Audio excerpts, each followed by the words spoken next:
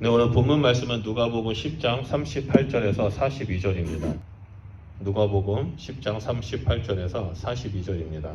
다 찾으신 줄 믿고 우리 한 목소리로 읽도록 하겠습니다. 시작. 그들이 길 갈 때 예수께서 한 마을에 들어가심에 마르다라 이름하는 한 여자가 자기 집으로 영접하더라. 그에게 마리아라 하는 동생이 있어 뒤에 발치에 앉아 그 말씀을 듣더니 마르다는 준비하는 일이 많아 마음이 분주한지라. 예수께 나아가 이르되 주여 내 동생이 나 혼자 일하게 두는 것을 생각하지 아니하시나이까. 그를 명하사 나를 도와주라 하소서. 주께서 대답하여 이르시되 마르다야 마르다야 내가 많은 일로 염려하고 근심하나 몇 가지만 하든지 혹은 한 가지만이라도 족하니라. 마리아는 이 좋은 편을 택하였으니 빼앗기지 아니하리라 하시니라. 아멘. 오늘 우리가 살펴보고자 하는 말씀은 마르다와 마리아의 이야기입니다. 지난주에 우리는 선한 사마리아 비유에 대해서 살펴봤습니다. 선한 사마리아의 비유와 마르다와 마리아의 말씀은 따로 구분된 말씀이 아닙니다. 누가는 두 이야기를 의도적으로 한 세트로 묶어서 기록합니다. 그 이유는 지난주에 말씀드렸던 것처럼 누가복음 10장 25절에 율법 교사가 예수님을 시험하기 위해 내가 무엇을 하여야 영생을 얻으리까에 대한 실질적인 예를 보여주기 위해서였습니다. 예수님은 율법 교사에게 아주 명확하게 하나님 사랑, 이웃 사랑이라고 깨우쳐 주셨습니다. 이중 이웃 사랑의 실질적인 예가 지난주에 살펴봤던 선한 사마리아인의 비유였고요. 그리고 하나님의 사랑에 대한 실질적인 예가 바로 마르다와 마리아의 이야기입니다. 누가는 이 두 가지를 하나님 나라의 관점으로 이야기하고 있습니다. 그 어디에도 기록되어 있지 않고 오직 누가복음에만 기록되어 있습니다. 그럼 본격적으로 이 마르다와 마리아의 이야기를 한번 들어가 보도록 하겠습니다. 중동 지역 선교사로 활동했던 선교사 중에 앤드류 탐슨이라는 분이 있습니다. 이분은 이스라엘하고요, 중동 지역을 다니면서 그 지역에 있는 이슬람 사람들에게 복음을 전했던 사람입니다. 이분이 2019년에 아라비아 예수라는 책을 썼는데요. 이 책이 기독교 출판 업계를 휩쓸었습니다. 책에는 사복음서에 기록된 예수님의 가르침과 몇몇 사건들을 중동 문화의 관점으로 살펴보고 해석하고 그리고 그것을 어떻게 적용해야 되는지에 대해서 이루어져 있습니다. 아라비아 예수라는 책에는 오늘 본문 말씀인 마르다와 마리아의 이야기가 기록되어 있습니다. 우리가 잘 알고 있는 이야기는 예수님께서 마르다의 집에 방문할 때 생긴 사건이죠. 마르다는 예수님을 집으로 초청하고 음식을 준비합니다. 이때 집안에는 예수님만 계신 게 아닙니다. 예수님의 일행도 있었죠. 그 일행을 적게 보면 12제자를 포함해서 13명일 수도 있고 많게는 10장 처음에 나오는 70인의 제자 이야기와 연결해 봤을 때 70명 이상 모였을 것이다 라고 추측할 수 있습니다. 손님을 초대한 마리아는 아주 열심히 음식을 준비합니다. 많은 음식을 준비하느라 분주하기 시작하죠. 그런데 동생을 보니까 예수님하고 노닥거리고 있습니다. 예수님의 발치 앞에 앉아서 말씀을 듣고 있습니다. 순간 마리아의 감정이 욱하는 감정이 나타나죠. 분노가 쌓이기 시작합니다. 그래서 예수님한테 제 동생 마리아에게 나를 도와주라고 말해주세요 라고 말합니다. 하지만 예수님은 마리아에게 아무 말도 안 합니다. 오히려 마르다에게 많은 일로 염려하고 근심한다. 몇 가지만 하든지 혹은 한 가지만 해도 족하다라고 말씀하신 것이 오늘 본문의 내용입니다. 이 앤드류 탐슨이 쓴 아라비아 예수의 책에서 보면요. 중동 지역의 문화와 또한 중동 사람들의 관점을 본다면 마르다가 맞다라고 말합니다. 마리아가 틀렸다고 말합니다. 여성으로서 해야 할 일을 하지 않았기 때문에 정죄받아야 된다고 말을 합니다. 게다가 고대 중동 지역의 문화는 지금보다 더 심했습니다. 또한 나그네를 환대하는 문화가 있었고 섬기는 문화였습니다. 그래서 예수님 당시에는 낯선 사람이 찾아오게 될 경우 묻지도 따지지도 않고 평균 3일은 그냥 먹여주고 재워주는 문화였다고 합니다. 내가 못 먹어도 풍성하게 먹여주는 거죠. 아주 정확한 지적입니다. 고아와 나그네와 가부를 섬기는 문화가 당시 사람들에게 몸에 배겨져 있고요. 지금도 이 중동 지역에 가면, 팔레스타인 지역에 가면 이 사람들은 나그네를 돕고자 하는 그 문화적 습관이 남아 있습니다. 우리가 성경을 보면 아브라함을 통해서도 볼 수 있습니다. 아브라함이 장막 입구 앞에서 묵상하고 있었을 때 저 멀리 상수리 나무에 여호와의 사자가 사람의 모습으로 나타났죠. 3명이 나타났습니다. 그러자 이 아브라함이 막 달려가가지고 그분들에게 음식을 대접하는데요. 징수성찬을 대접합니다. 3인분이 아니라 30인분이라고 말할 수 있을 정도로 엄청난 양의 음식을 대접합니다. 보아스 역시 룻이 가져갈 수 있도록 일부러 보리와 밀을 남겨두라고 명하죠. 이들의 문화 속에서는 그것이 당연합니다. 따라서 중동 사람들은 지금 마르다와 마리아의 이야기를 볼 때 마리아가 잘못했고 마르다가 칭찬받을 만한 일을 했다라고 말합니다. 마르다의 요구는 당연하다라고 말합니다. 하지만 다른 문화와 다른 시대에 살고 있는 우리는 그 반대로 생각합니다. 마리아가 잘했고 마르다가 잘못한 것이다라고 생각합니다. 그렇다면 과연 그럴까요? 우리가 이 부분에 대해서 좀 살펴보고자 합니다. 지난주에 말씀드렸던 것처럼 우리는 본문 말씀을 하나님 나라의 관점으로 해석해야 합니다. 그리고 우리에게 적용을 해야 합니다. 왜냐하면 누가복음 전체 주제가 하나님 나라이기 때문입니다. 지난주에 사마리아인의 비유에서 제사장과 레위인이 피를 흘리고 죽어가는 사람을 보고 피하는 것은 유대 문화에서는 아주 당연한 것이었습니다. 부정한 것을 만지지도 말고 가까이 하지도 말아야 하기 때문이죠. 이것은 당시의 문화, 당시의 세계관, 세상 문화가 가르쳐주는 메시지였습니다.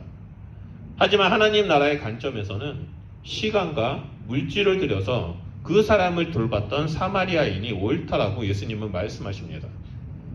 이를 통해서 자기 중심의 원을 깨트리고 하나님 나라로 돌아오라고 얘기하는 거죠.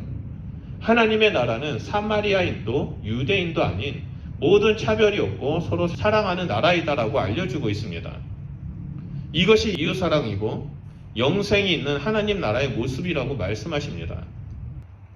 그런 것처럼 오늘 본문에서도 하나님 나라의 관점을 보면 놀라운 은혜를 우리는 깨달을 수 있습니다. 단순히 말씀을 듣지 않고 음식을 준비한 것이 잘못한 것이 아니라 또는 중동 사람들의 시각처럼 마르다가 옳고 마리아가 틀리다는 것이 아니라 오늘 본문 말씀을 보면 하나님께서 마르다의 모습을 통해서 또한 마리아의 모습을 통해서 하나님 나라의 백성이 어떻게 살아야 하는지를 보여주고 있다는 겁니다. 그래서 오늘 본문 말씀은 2가지의 영성이 나오는데요. 마르다의 행동주의적 영성과 마리아의 묵상 중심의 영성이 나옵니다. 이 2가지 영성을 살펴보면서 우리 삶 가운데 한번 적용해 봤으면 좋겠습니다. 먼저 마르다의 행동주의적 영성입니다. 40절을 보면 마르다는 준비하는 일이 많아가지고 마음이 분주해집니다. 그래서 예수님 앞에 나아가죠. 주님, 내 동생이 나 혼자 일하게 두는 것을 왜 생각하지 않습니까? 제발 그에게 말해서 나한테 도와주라고 명령해 주십시오라고 요청을 합니다. 여러분, 이 말씀만 봐도요, 긴장감이 흐르고 있는 것을 볼 수 있습니다. 마르다는 손님을 대접하기 위해 분주하게 일합니다. 반면에 마리아는 예수님의 발 앞에 앉아서 말씀을 듣고 있습니다. 예수님과 눈을 마주치고 있습니다. 선한 사마리아 비유도 제사장과 레위인 그리고 선한 사마리아인과 서로 대조해서 긴장감을 드러내죠. 그런 것처럼 오늘 본문에도 마르다와 마리아가 서로 대조된 모습을 통해서 긴장감을 드러냅니다. 아까 말씀드렸던 것처럼 당시 사회적 문화 간습에 의하면 마르다의 행동이 맞습니다. 마르다는 여주인으로서 마땅히 해야 할 의무를 행하고 있습니다. 하지만 마리아는 손님을 초대해 놓고 마땅히 해야 할 일을 하지 않습니다. 음식을 만들거나 돕는 일들을 하지 않습니다. 식사 시간은 점점 다가오고 일은 계속 치이니까 마르다의 마음이 분주해지기 시작합니다. 자신은 정신없이 왔다 갔다 하면서 요리를 만들고 또 식탁을 세팅하고 있는데 마리아는 그것을 받는지 안 받는지도 모르고 태평하게 앉아있는 모습을 보니까 갑자기 자신과 비교되면서 분노가 쌓이기 시작합니다. 그래서 참다 못해서 예수님께 불만을 통하죠. 마르다는 예수님한테 내 동생이 나 혼자 일하게 두는 것을 생각하지 아니하시니까 라고 말합니다. 그를 명하사 나를 도와주라 하소서라고 말합니다. 한국어 성경은 아주 정중하게 기록되어 있죠. 하지만 분노에 사로잡힌 마르다의 이 말은 화가 머리끝까지 치올라서 폭발하듯 예수님께 따지듯이 말하는 겁니다. 예수님한테 분노를 표출하고 있습니다. 히브리어 원문 성경을 정확하게 지역하고 표현한다면 예수님 도대체 내가 바쁜 걸 왜 생각하지 않습니까? 내 동생이 나 혼자 일하게 두는 것을 왜 생각하지 않습니까? 잘못된 거 아니니까 이제 나를 위해서 동생에게 도와주라고 말해주세요라고 큰 소리를 지른 겁니다. 사실 마르다는 예수님을 초청해서 식사를 정성껏 잘 대접하고자 하는 그 아름다운 마음이 있었습니다. 예수님과 그 일행이 준비된 음식을 잘 먹고 잘 쉬기를 원하는 그 마음과 기쁨이 그 안에 있었습니다. 하지만 마음이 분주해지니까 이 첫 마음이 사라지고 원망과 불평이 스물스물 올라오기 시작한 거죠. 결국 분노가 머리 끝까지 치밀어 오르자 마리아는 예수님의 말을 중간에 끊습니다. 그리고 예수님의 설교를 중간에 끊고 끼어들어서 분노를 표출합니다. 지금 마르다가 분노를 표출하고 있는 대상은 마리아가 아닙니다. 예수님입니다. 처음에 존경하는 예수님을 초대해서 잘 대접해 드리고자 했는데 그 첫 의도와는 달리 사람들 앞에서 예수님께 윽박지르고 있습니다. 이 분위기를 한번 상상해 보십시오. 갑자기 썰렁해지겠죠. 주변 사람들이 놀래서 마르다를 다 쳐다봅니다. 예수님을 번갈아 보면서 쳐다봅니다. 우리가 여기서 한 가지 주목해야 할 것이 있는데요. 마르다의 이름의 뜻입니다. 마르다의 이름의 뜻은 집주인이라는 뜻입니다. 여주인이라는 뜻입니다. 마르다는 지금 이 땅의 창조주이자 하나님, 그리고 하나님 나라의 주인이신 예수 그리스도 앞에서 주인 노릇을 하고 있습니다. 하나님 나라의 주인이신 예수님이 자신의 집에 들어오는 그 순간 그 집은 하나님의 나라가 도래했습니다. 그럼에도 불구하고 마르다는 그 하나님 나라의 주인 앞에서 자기가 주인 노릇을 하고 있습니다. 하나님 나라의 주인이신 예수님을 초청해 놓고 자기가 주인이 되어서 예수님의 말씀, 예수님의 가르침을 중간에 끊어버립니다. 그리고 예수님한테 소리를 지릅니다. 지금 뭐 하시는 겁니까? 내가 바쁜 게 보이지 않습니까?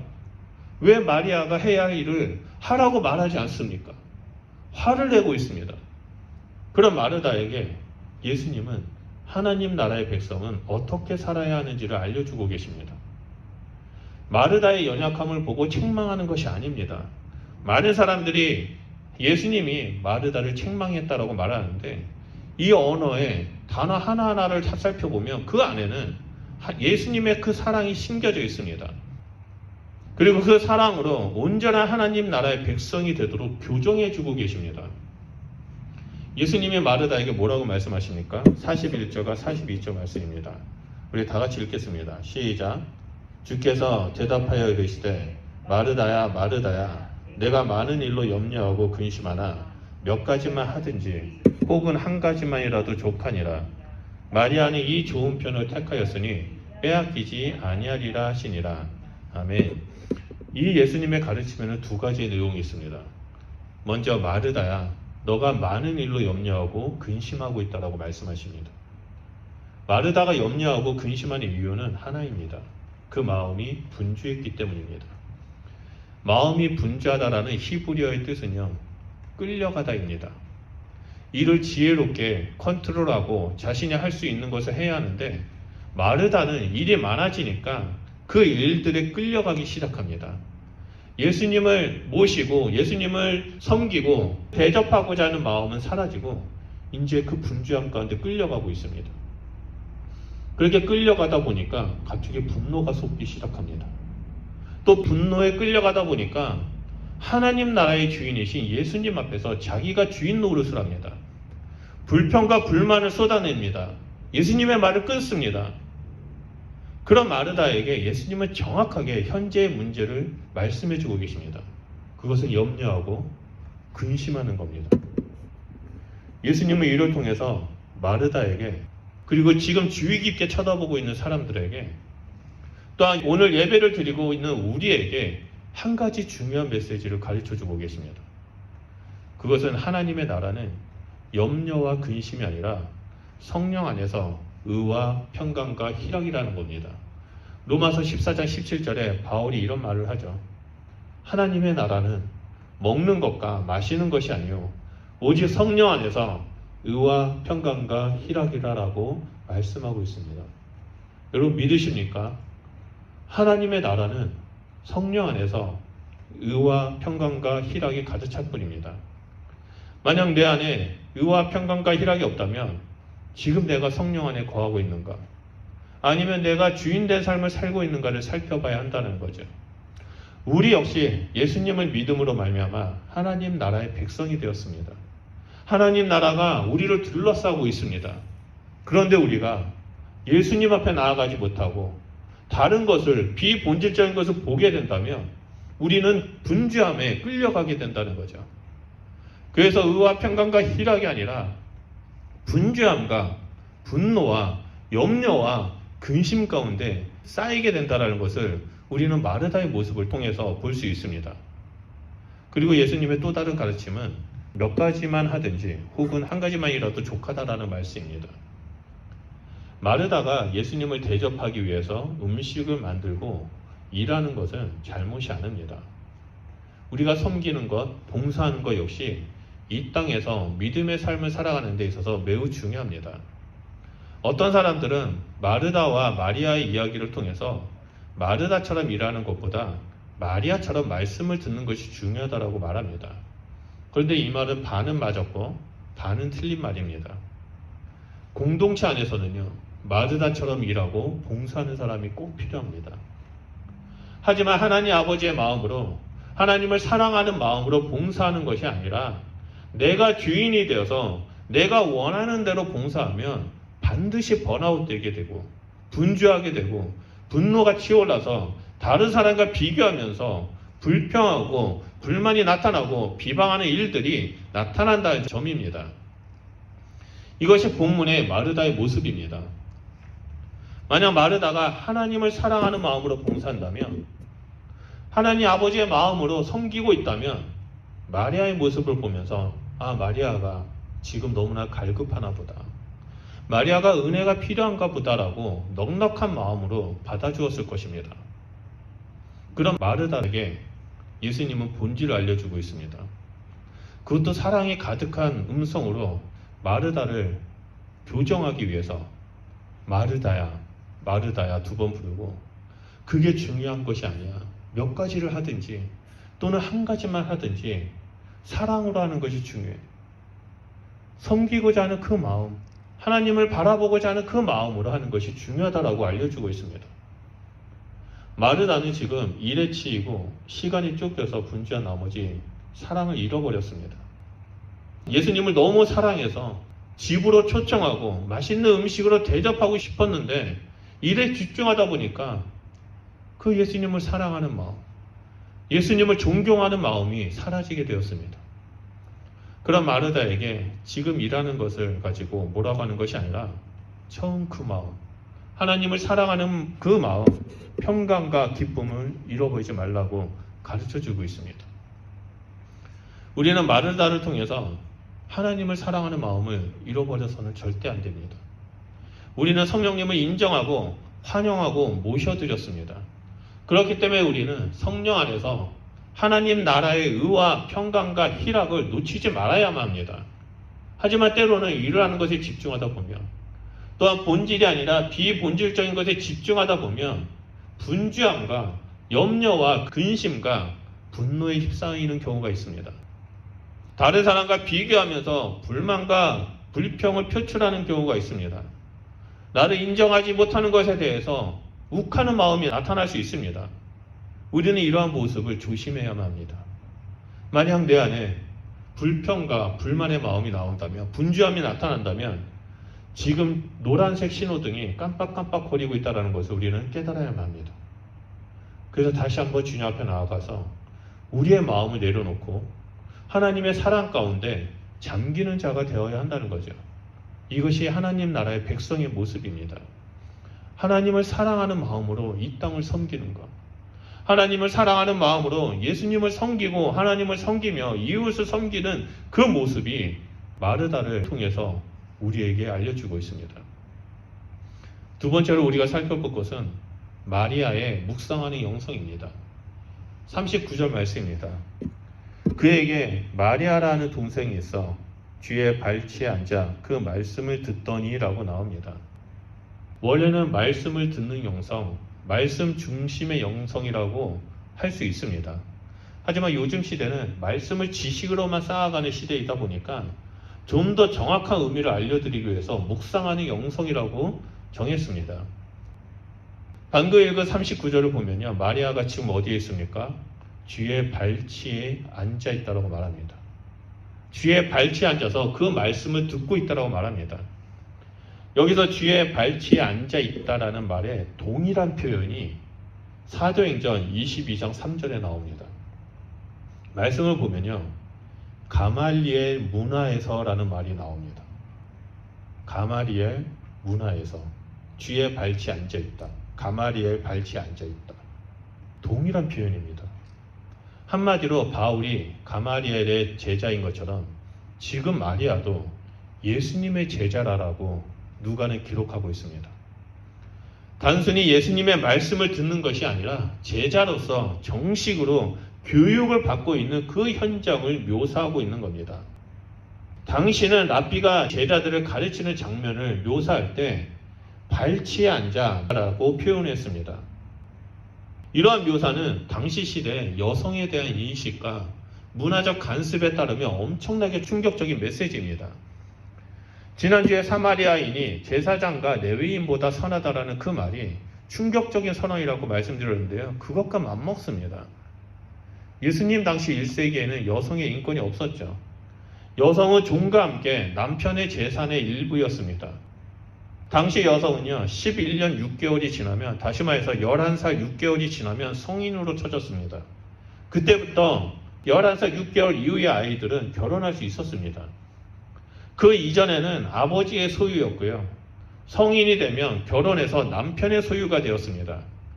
여성에 대한 인권이 없었기 때문에 여성은 교육을 받지 못했습니다. 게다가 여성은 재산처럼 취급받아서 남편이 그 여성을 팔 수도 있었습니다. 마태복음에도 나오죠. 너의 종과 너의 아내를 팔고 너의 자녀를 팔아라. 그래서 빚을 갚아라 라고 말하는 장면이 나옵니다. 특히 랍비는 여성을 가르치는 것을 매우 수치스럽게 여겼습니다. 여성들과 아예 대화도 하지 않았습니다. 무엇보다도 여성은 제자가 될 수도 없었고요, 랍비도 될 수가 없었습니다. 이러한 정통적인 문화 속에서 여성인 마리아가 식사 시중을 들지 않고 예수님의 발자취에 앉아서 말씀을 듣는다는 것은 상상도 못할 충격적인 사건입니다. 예수님은 지금 사회적, 문화적, 정통적 간섭을 깨고 여성을 제자로 삼으셨습니다. 지난주에 유대인들의 원중심의 이웃 설정을 깨트리고 사마리아인도 이웃이라고 말씀하셨던 것처럼 예수님은 지금 하나님 나라 안에서는 여성도 제자이고 여성도 하나님의 자녀다라는 것을 알려주고 있습니다. 그리고 여성인 마리아에게도 하나님 나라의 복음, 그 말씀을 자세히 가르쳐 주셨습니다. 제자는 다른 지역에 가서 예수님한테 배웠던 그 가르침을 또 다른 사람에게 가르치는 랍비의 모습을 보여주는 자입니다. 지금 마리아는 예수님의 제자로서 교육을 받고 있습니다. 이 사건은 선한 사마리아 비유처럼 아주 파격적인 사건입니다.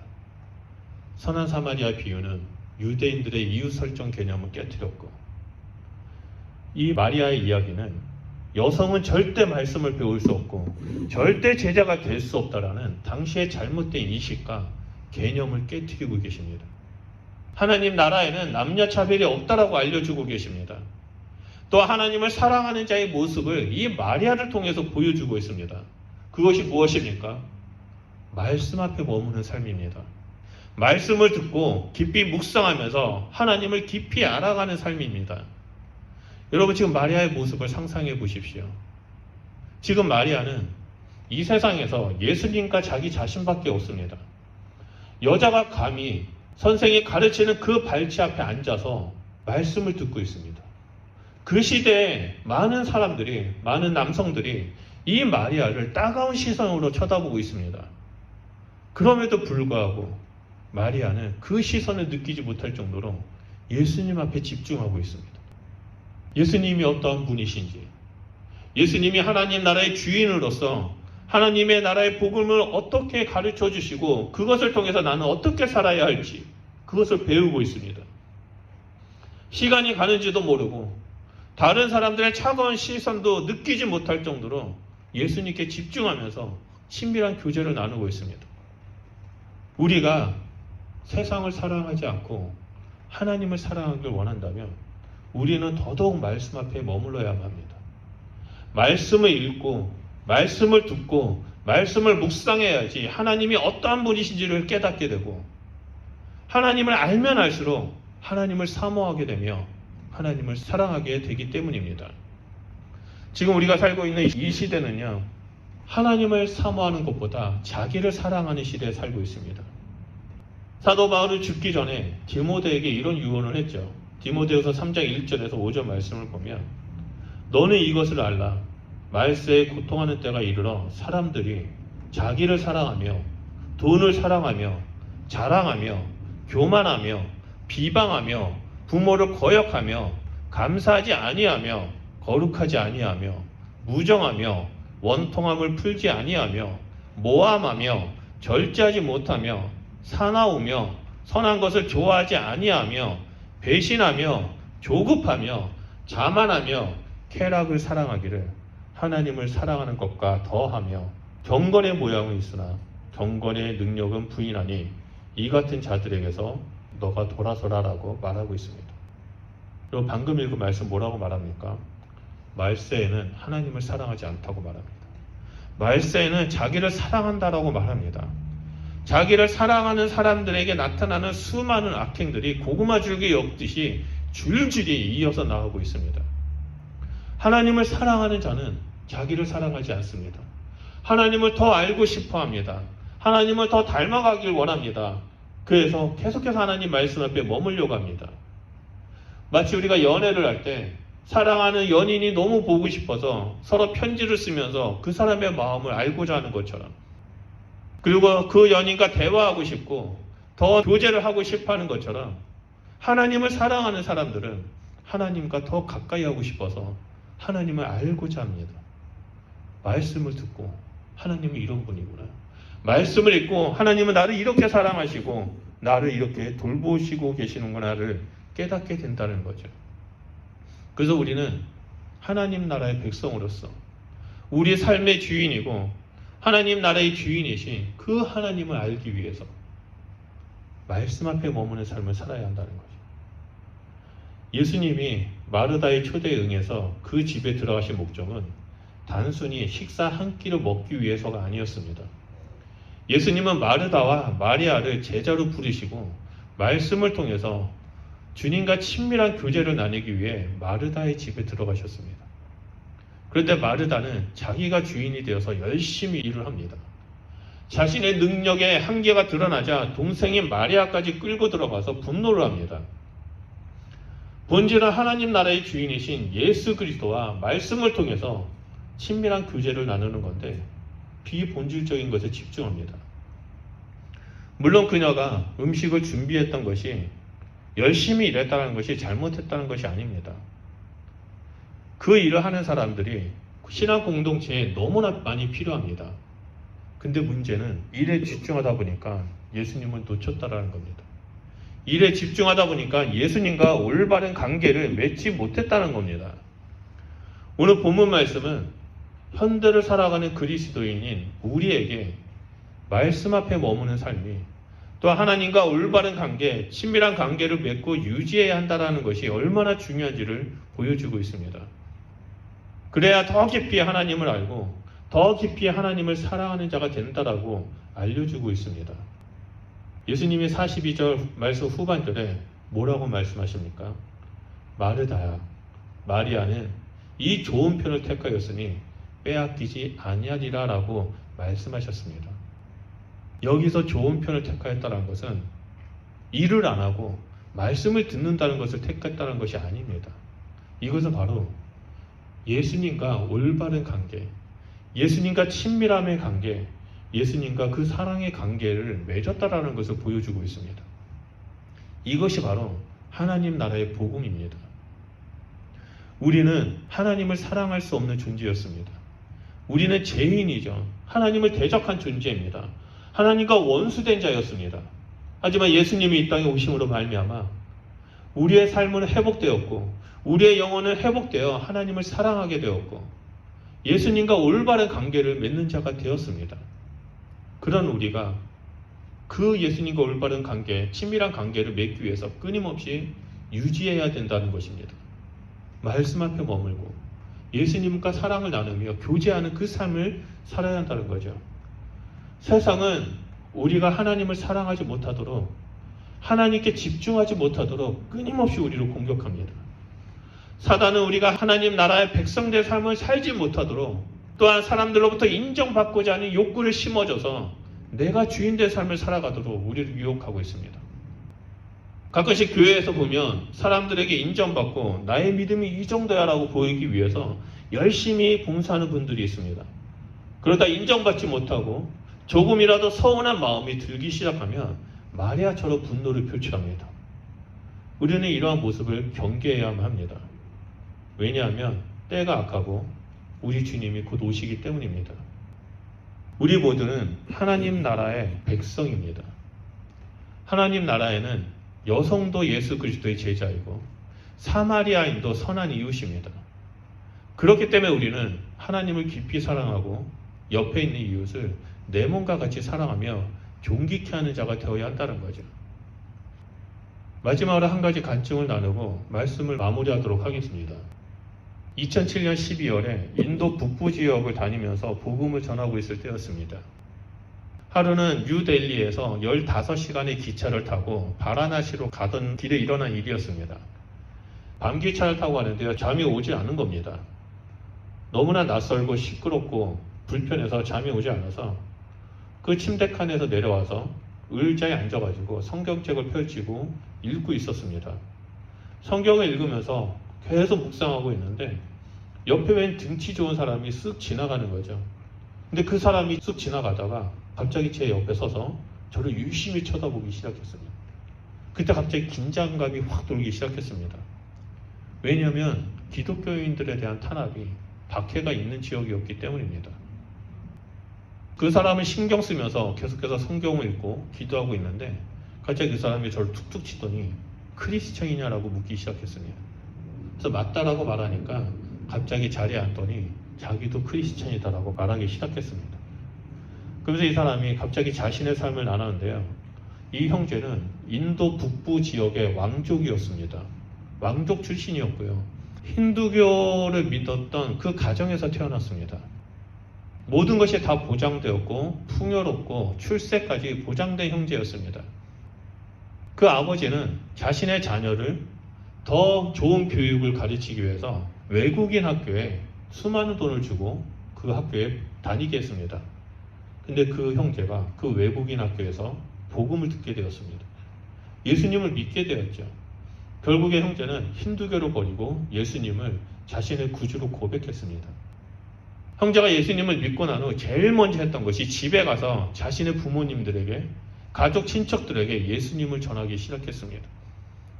그러다가 가족들한테 두들겨 맞고 집에서 쫓겨났습니다. 왕족의 자격에서 박탈당하고요. 집에서 쫓겨났습니다. 빈몸으로 쫓겨났습니다. 근데 이 형제는 결코 후회하지 않는다라고 말합니다.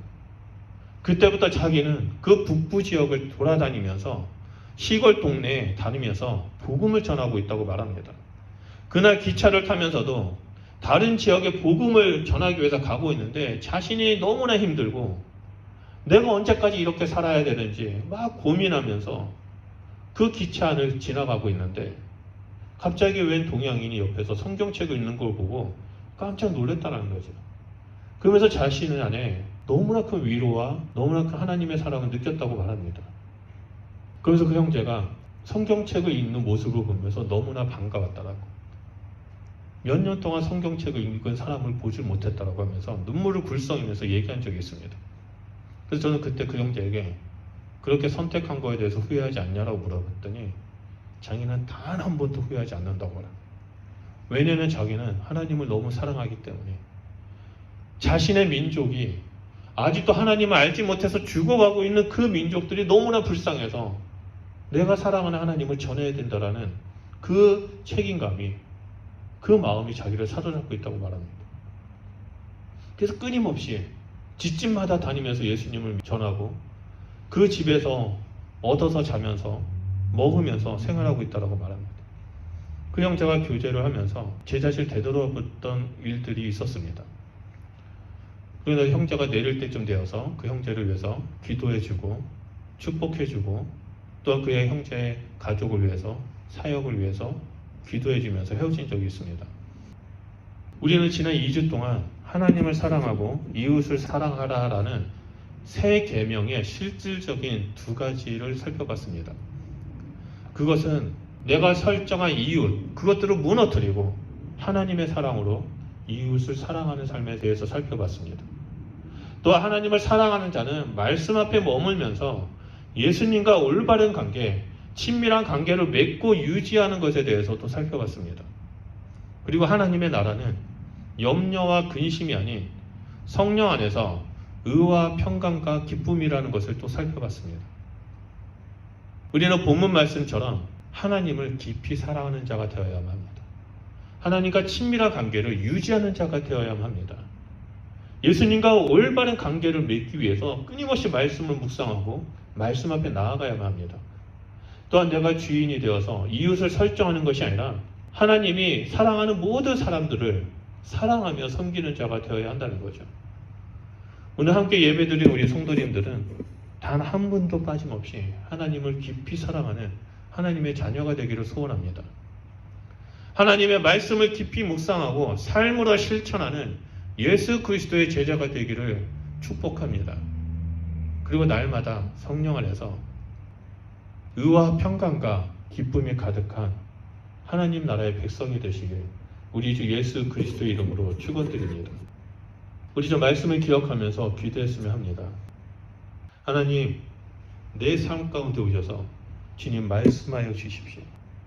하나님, 마르다에게 그 잘못된 그 마음, 예수님을 놓치고 하나님을 사랑하는 그 마음을 놓쳤던 것들을 말씀하시고 교정해 주셨던 것처럼 하나님, 내 안에 아직도 하나님을 사랑하지 못하는 부분이 있다며, 또 내 안에 염려와 근심이 있다며, 내 안에 하나님 나라는 성령 안에서 의와 평강과 희락이 있다고 했는데 그런 부분이 없다면 주님 저에게 말씀하여 주셔서 하나님의 백성된 삶을 살아가는 자가 되게 해주십시오. 그래서 이 땅에서 하나님을 깊이 사랑하고 이 땅에서 이웃을 내 몸과 같이 사랑하는 하나님의 백성된 자, 예수 그리스도의 제자가 될 수 있도록 하나님 이 시간 가운데 역사해 주십시오라고 우리 시간에 주여 삼청하며 기도하도록 하겠습니다. 기도하겠습니다.